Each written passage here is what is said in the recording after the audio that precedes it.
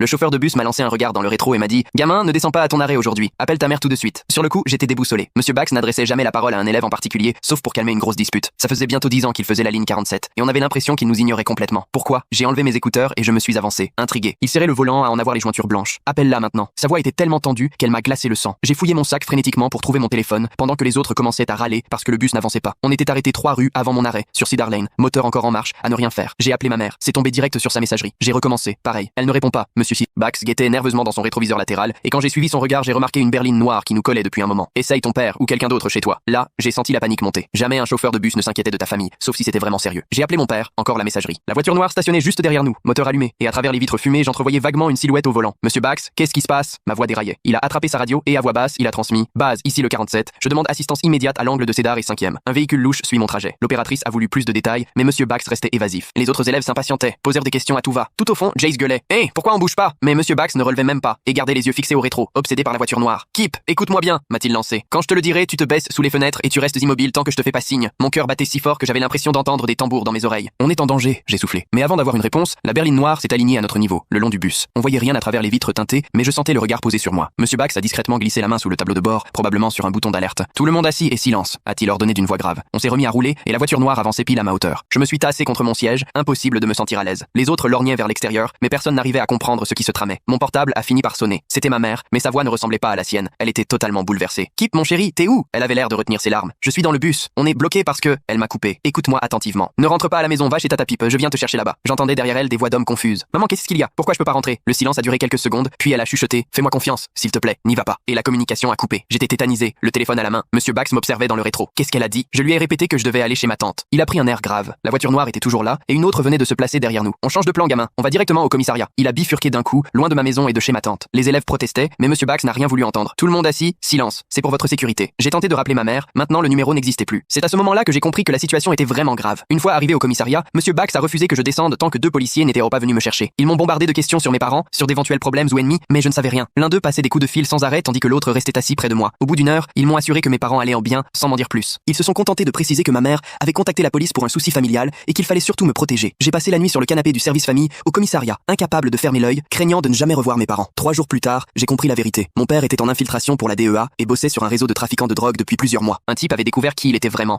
et notre famille avait été menacée. Les types qui nous suivaient en voiture faisaient partie de ce réseau. Ils voulaient me kidnapper pour faire pression sur lui. L'appel affolé de ma mère s'expliquait: ces hommes étaient chez nous et la forçait à essayer de me faire rentrer. Monsieur Bax avait flairé tout de suite le danger et a eu le réflexe de changer de trajectoire. Si j'étais descendu à mon arrêt, je serais tombé dans leur piège. On a dû partir vivre loin, dans un autre état, et je n'ai jamais revu monsieur Bax. Mais grâce à son attention, il m'a tout simplement sauvé la vie.